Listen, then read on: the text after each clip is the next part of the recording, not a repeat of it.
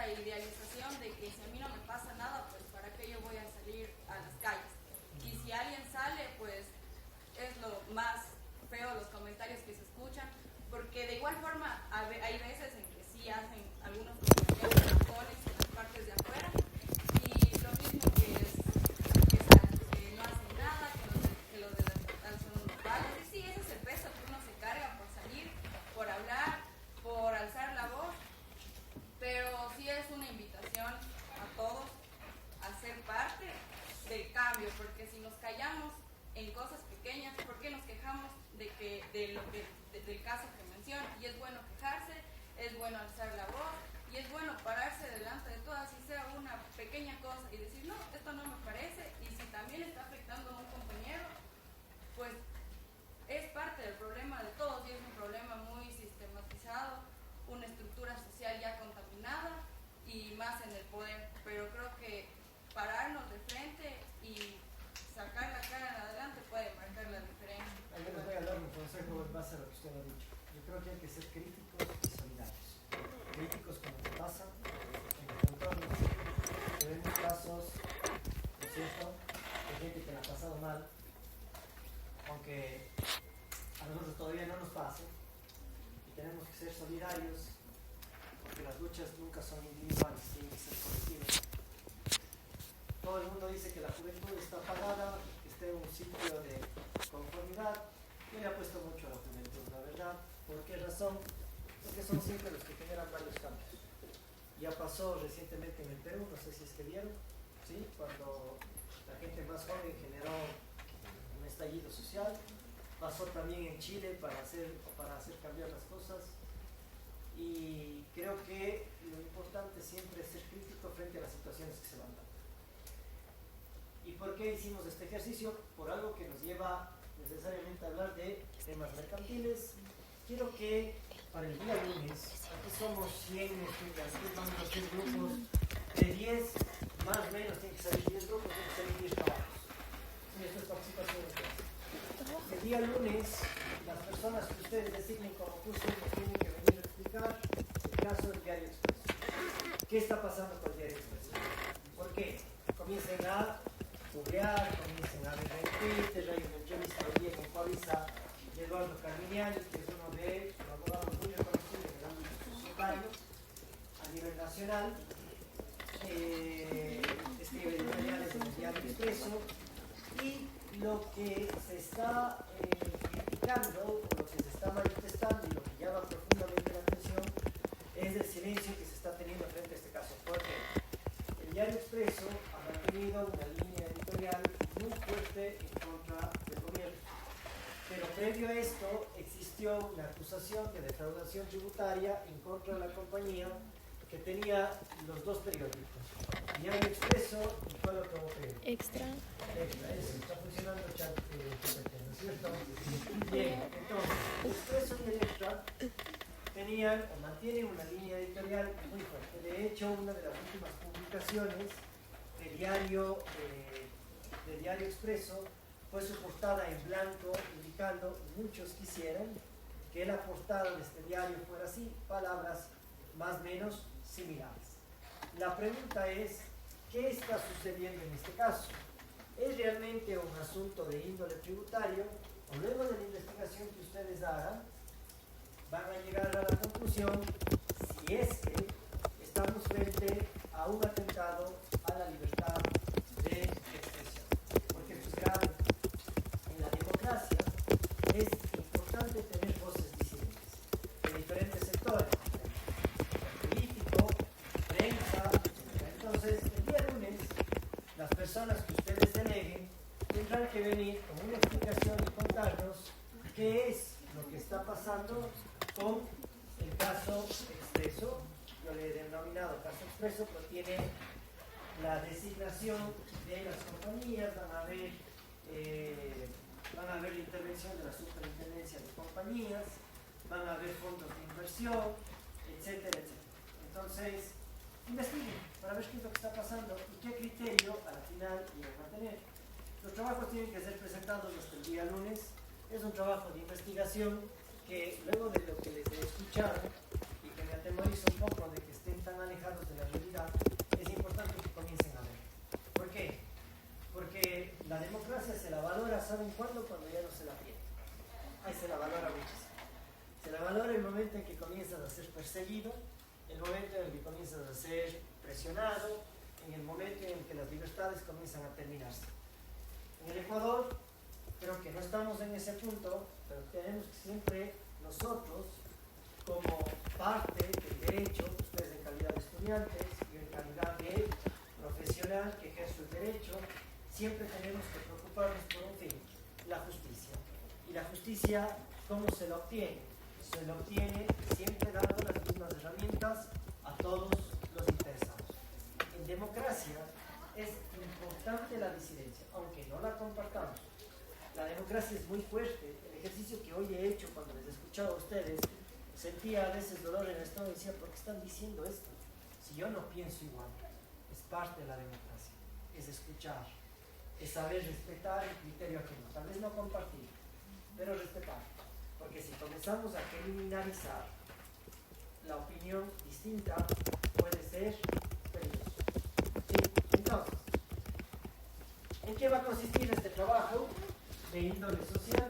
Ustedes son estudiantes de Derecho, en esta cátedra de Derecho Mercantil, tenemos que ver un caso relacionado con los temas mercantiles.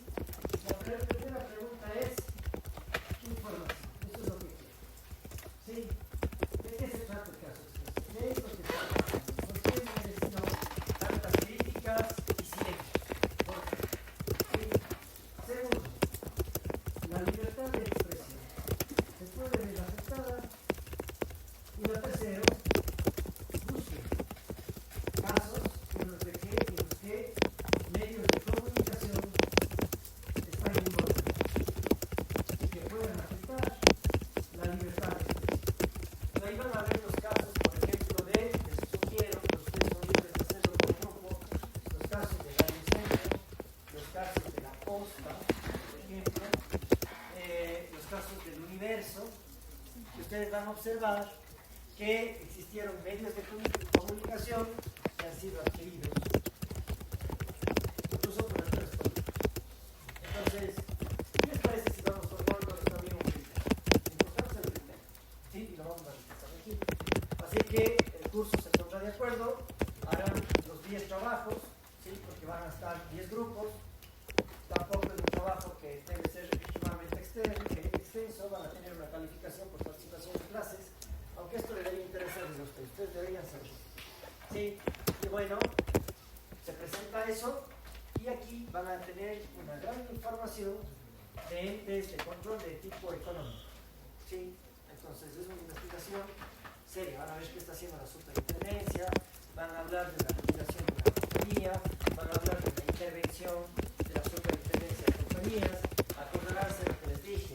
Aquí como antecedente hay un caso de defraudación tributaria con los camijitas, con la gente que vendía los diarios en donde se dijo que existían facturaciones que no eran reales y todas esas cosas.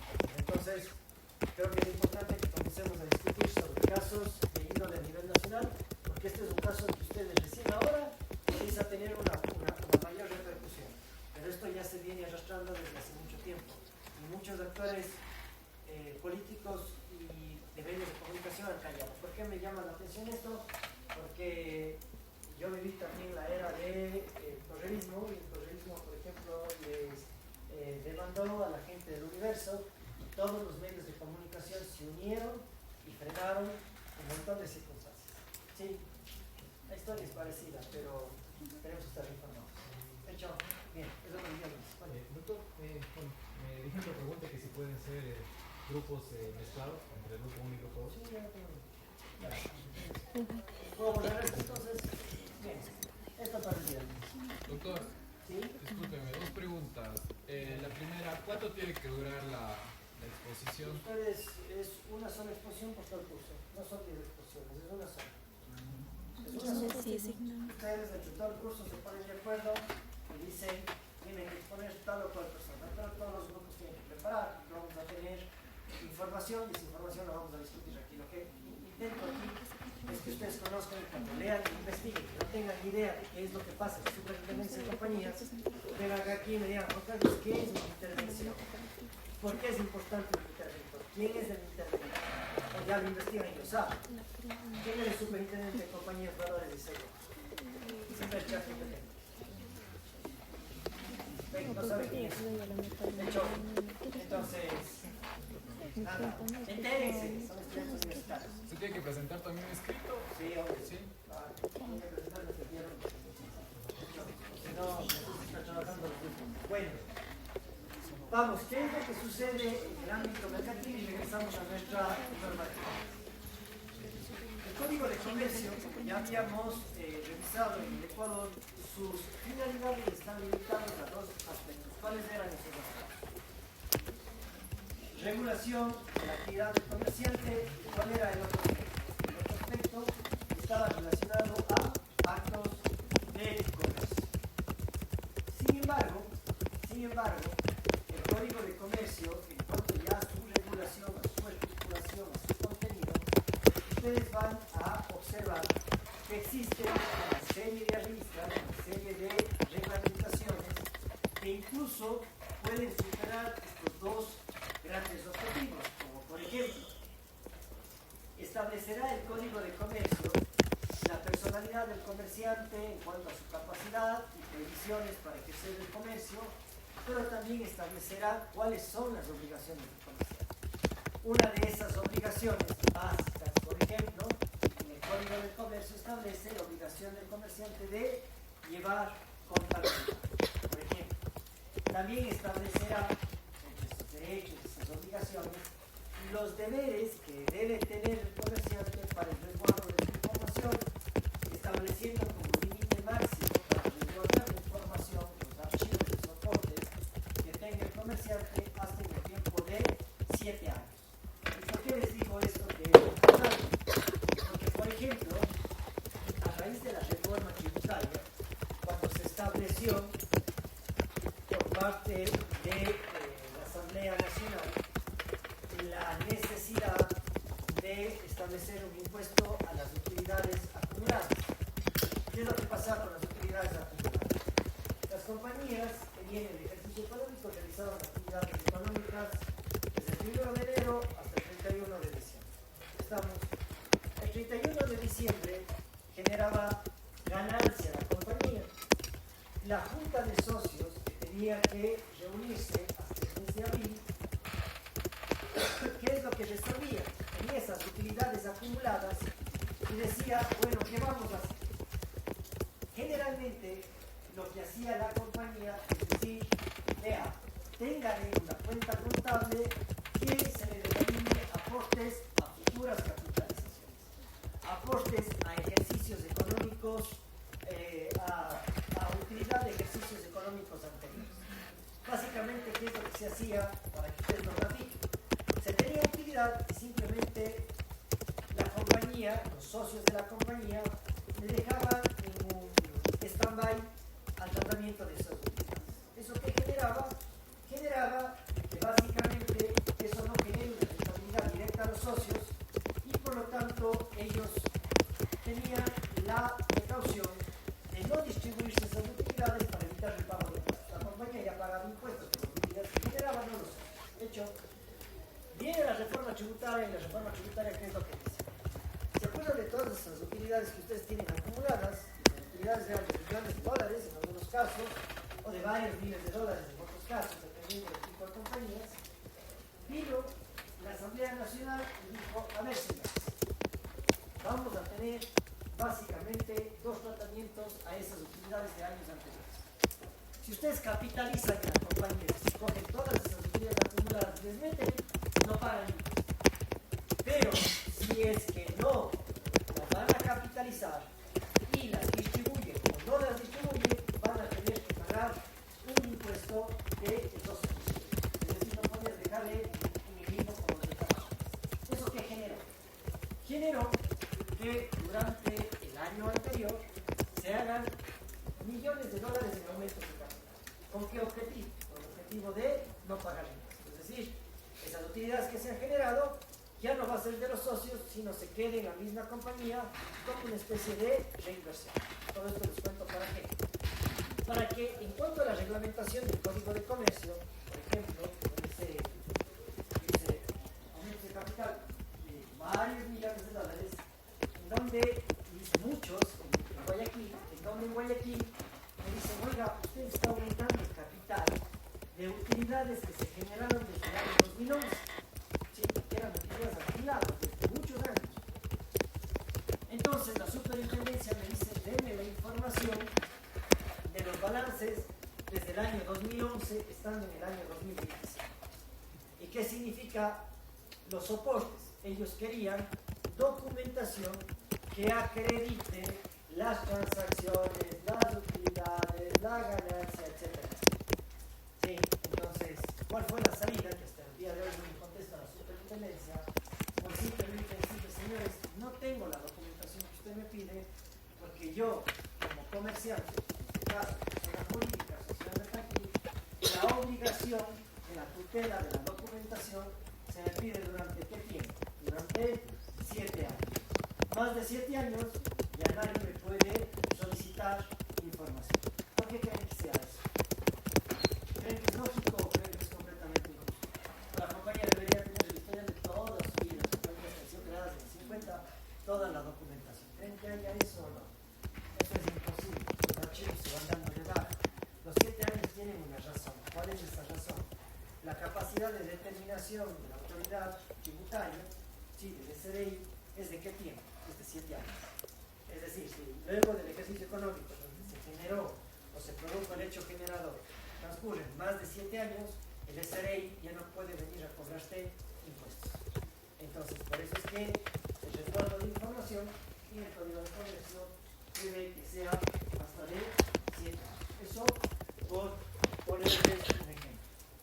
También en el código de comercio se establece aristas, como ya hemos analizado, el reconocimiento de la empresa como institución jurídica.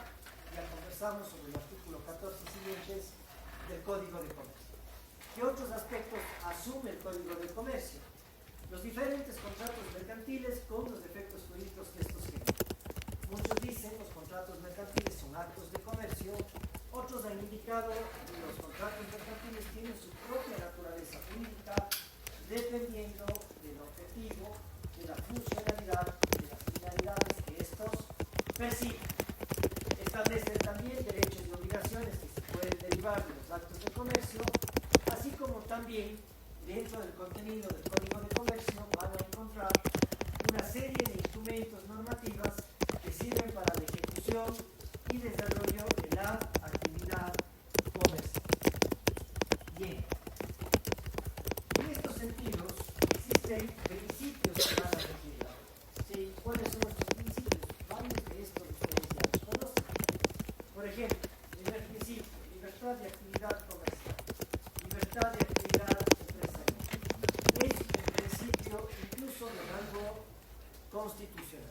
Principio de libertad de empresa, de libertad de actividad comercial. Básicamente el Estado debe resguardar, debe proteger, debe impulsar toda iniciativa del ciudadano para generar una actividad económicamente que además le pueda ser rentable.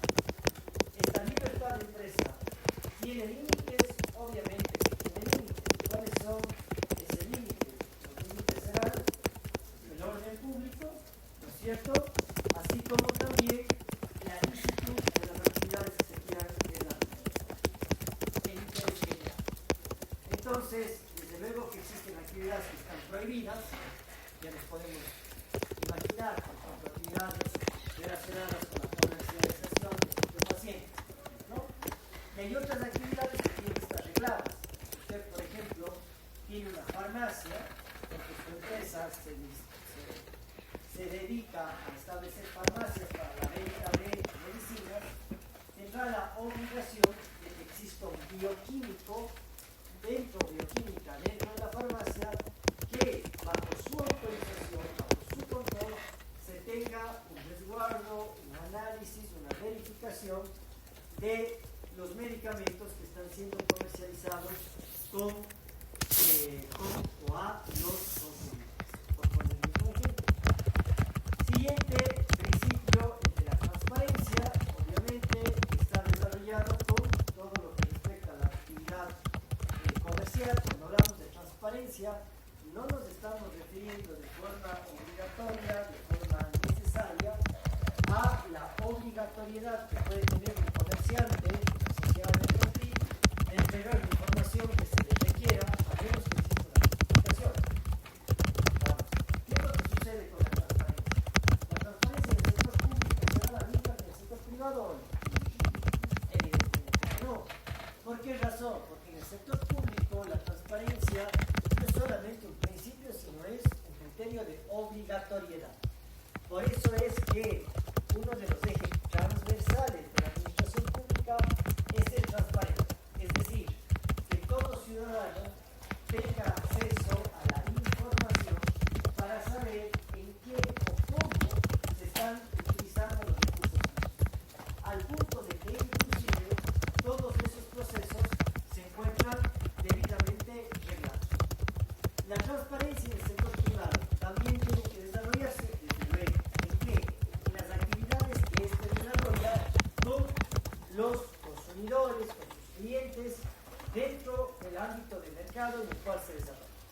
Pero la transparencia jamás podrá ser un principio que acredite o avale a un comerciante, a una sociedad mercantil, a presentar cuáles son sus criterios mercantiles, de negocios, en la realización de la actividad como tal. De hecho, si ustedes revisan el artículo 15 de la Ley de Compañías, artículo 15 de la Ley de Compañías, el artículo 15 de la Ley de Compañías, ¿qué es lo que prevé?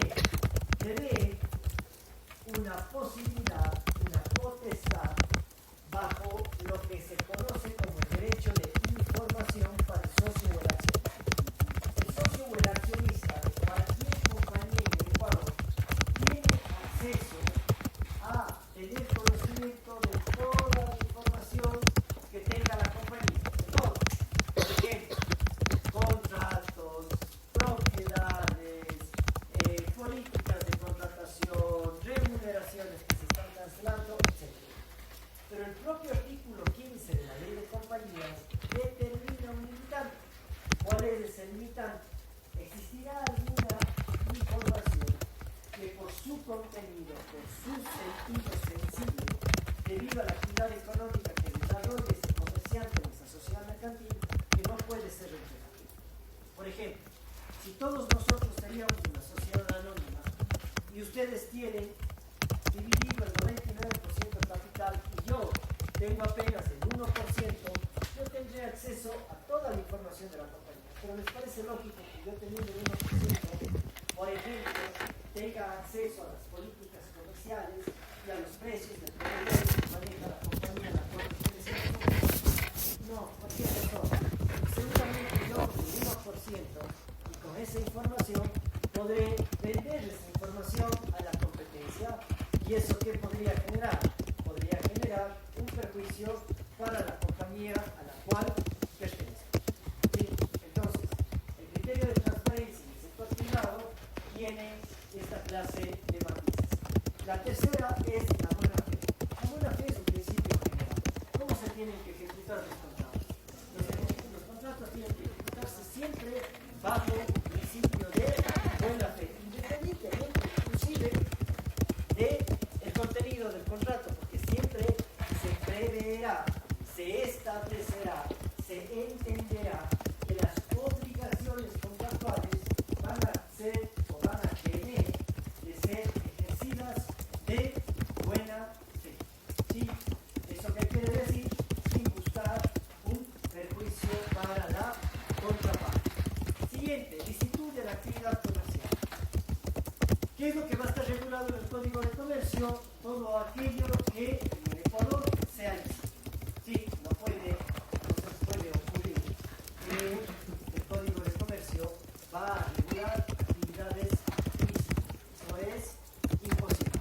Claro, cuando yo era estudiante me decían, el principio de licitud de la actividad comercial, que ya estaba reconocido en el Código de Comercio, significa que no se va a avalar temas relacionados con la venta del narcotráfico. Es un ejemplo demasiado burdo. Es demasiado burdo.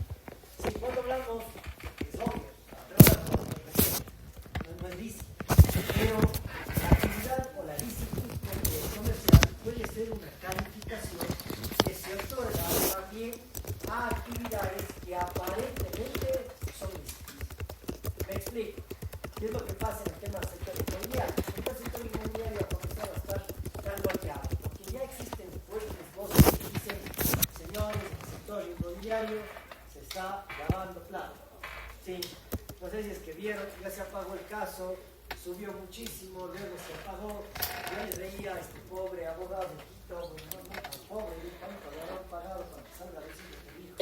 No sé si vieron el caso en donde le allanan a una constructora en la ciudad de Quito, en un edificio de un hombre extranjero, o Trade Center, creo que se llamaba el edificio, y una inmobiliaria que tenía sus años, van a la bodega de la inmobiliaria y encuentran $1 millón. $1 millón en la caja fuerte. Ustedes vivieron esa noticia y le encuentran, bueno, decían que era un poco menos de $1 millón. Y nada, cautan ese dinero, obviamente, y más. Entonces salió el abogado, necesito, escuchen, porque es una gira de medios y más. Dijo que es lícito porque es plata que ellos habían sacado y que tenían en las cuentas y que servían para ir pagando sueldos, para ir pagando obligaciones. Yo he trabajado 13 años con compañías y les juro que en mi vida he visto $1 millón en efectivo en una casa. O sea, y el señor decía, es que por ejemplo los obreros de la construcción tienen que cobrar, no pueden irse al banco, tenemos que ir sacando la plata para irles entregando el dinero. Sí, o sea, nos creen pendejos por ser, la verdad. Bien, entonces, esa apariencia de licitud no puede estar tampoco tutelado, protegido por el Código de Comercio. Este tipo de actividades son ilícitas y caen ya dentro de un campo de índole física. Bien, responsabilidad social y ambiental. Estos son criterios que en la actualidad se han comenzado a manejar mucho más, sobre todo por el tema de responsabilidad ambiental. Las actividades económicas tienen un límite que es de interés general. Dentro de ese interés general, el reconocimiento, la protección, la tutela al medio ambiente. Sí, es obvio. No puedo tener una actividad industrial cuya producción venga y genere algún tipo de perjuicio de índole ambiental, porque eso puede ser mucho más costoso para la sociedad que obtener el recurso pecuniario únicamente para los dueños de la economía, de la sociedad. Eso solamente el interés social o responsabilidad social. ¿Han visto empresas que están haciendo actividades de índole social o no? ¿Han visto propaganda? ¿Han visto circuitos? No sé si siguen mucho circuitos, no sé si a mí me encanta, me fascina, genera morbo, ¿cierto? Entra una noticia y después el algoritmo le va botando 2 días la misma noticia y comienza a encontrar ya los fakes y la tercera y por ahí asoma uno que no cambiarlo y cosas así. Bueno, creo que eso fue de TikTok, es mucho de TikTok, pero bueno, Twitter para información está muy bueno, sobre todo les recomiendo que no es Twitter, ahora es X. Bien. Entonces, lo que les decía, no sé si han visto propagandas con relación a la responsabilidad social. Por ejemplo, el Banco de Pichincha, si ustedes observan, ya han bajado un poco la publicidad, estaban con un proyecto de índole social a efectos de llevar agua potable a comunidades rurales distantes. ¿Sí? Entonces, eso les da una acreditación, genera una acreditación, y en el país no es necesario más que generar un reconocimiento. Existen otras calificaciones de este índole o de esta índole social, ambiental, que pueden generar beneficios de índole económico, como por ejemplo, ¿cuáles? Las certificaciones internacionales. No sé si han oído de las normas ISO, de las normas INE. Por ejemplo, en este momento yo, y esto sí hablo como ventano para mí, sí es una aberración que se venga a criticar la gestión de TAP. En las pocas empresas públicas que funcionan bien, ¿por qué peleamos? O sea, en verdad, siempre hay algo más que hacer. No les demos palo a las empresas que sí funcionan bien. Etapa es una empresa que ha servido de modelo no solamente a nivel nacional, sino a nivel internacional. Etapa, en cuanto a la provisión de agua, tiene normas de calidad. Yo ya trabajé en la administración de Marcelo Cabrera, esto es hace, Marcelo, Pedro Palacios, Cristian Zamora. Estoy hablando hace más de 8 años, yo trabajé en la administración de Marcelo Cabrera como, yo era, mi trabajo, Hermoso, donde estuve dentro de la administración, yo era parte de la comisión legislativa del Consejo Cantonal. Es decir, yo, con otros dos colegas más, Diego Jadán, no sé si es que siga dando clases aquí, pero bueno, éramos el Diego Jadán, el Colorado Pinilla y yo.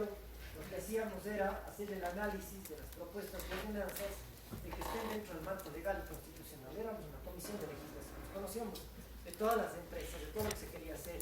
Llamaban a hacer las consultas y más. Y en aquella época, ETAPA ya tenía una calificación ISO por la calidad de agua que tomamos. Entonces, ¿qué es lo que hacen esas normas de acreditación? Te acreditan como tercero imparcial de que el producto, el servicio que tú estás dando, cumple con los estándares más altos de calidad. Dependerá, desde luego, de la empresa o de la entidad que te acredita. El tema del comercio justo, estamos hablando sobre todo en relación a la necesidad de que los productores se vayan beneficiando de lo que generan y que se les reconozca una rentabilidad justa para ellos. Equidad de género. No vamos a tener equidad de género a nivel del país. ¿Qué sienten? Chicas, ustedes manejan el país. Desde mi percepción.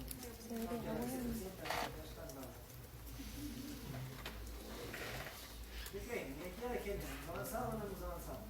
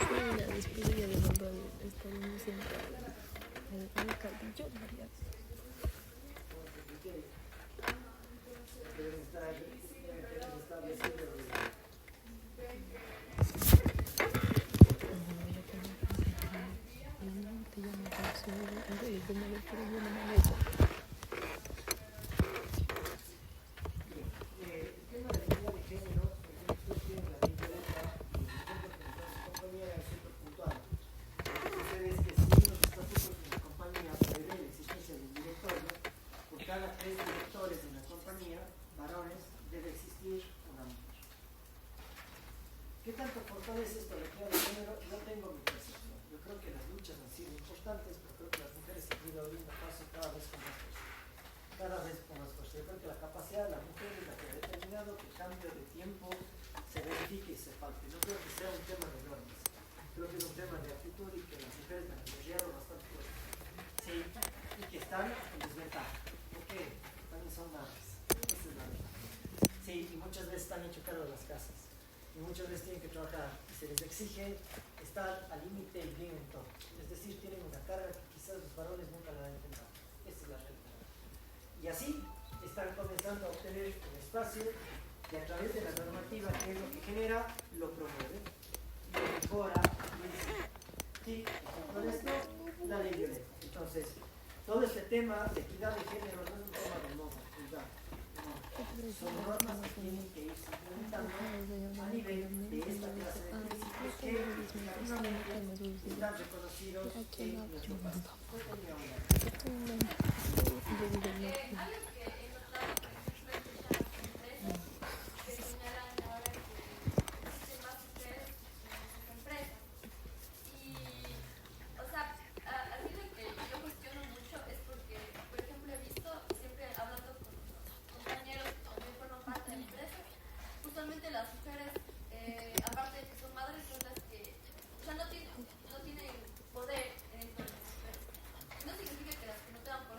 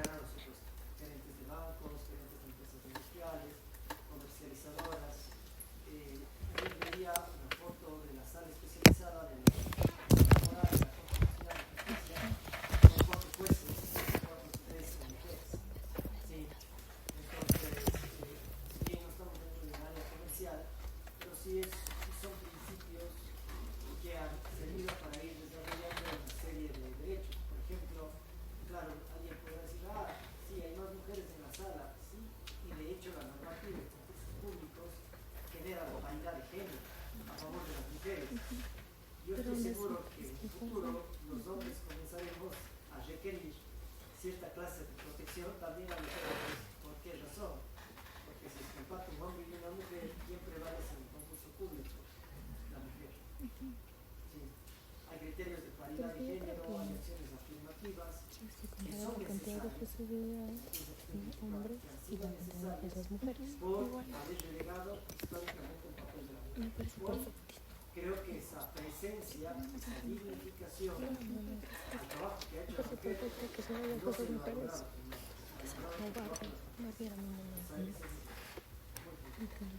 Bien, ¿qué más? Otros criterios, solidaridad, ya hemos hablado ya en materia comercial, identidad cultural. En nivel comercial se habla de la identidad cultural, de la necesidad de garantizar incluso una identificación dentro del ámbito de nacionalidades que son reconocidas a nivel del país. Por ejemplo, en referencia a la identidad cultural, ustedes van a encontrar códigos ingenios que es la norma que regula la propiedad intelectual, la protección a saberes ancestrales, es decir, legalmente reconocidos, constitucionalmente también. Y por último, el principio, y quizás en base al cual existe una normativa muy prolija que son los intereses en ciertas áreas del derecho administrativo merecen una protección nacional, de los conversados, derecho de la competencia, derecho de seguros, el derecho intelectual como tal, es los derechos al consumidor. ¿Sí? Los derechos dentro del respeto a los derechos del consumidor que están regulados dentro de la normativa especial sobre. ¿Estamos bien? ¿Tenemos alguna consulta, alguna duda sobre esto? Hay compañeros de ustedes que luego de clases se me acercan a hacerme preguntas sobre clases, les respondo encantado, pero a la siguiente clase. Las preguntas sobre clases se hacen en clases, no tengan miedo, hacen la mano y hablen. Si tienen una pregunta que no es de clases, excelente. Sí, también lo que ustedes necesitan. Por favor. Familia con Pedro Jurado que en las diapositivas se les va a hacer. Sí. Sobre el mismo las diapositivas, Pedro me dijo que estaba esperando que usted le por favor. El teléfono es alcanza a la mano, tío. Oiga, ¿cómo se hace la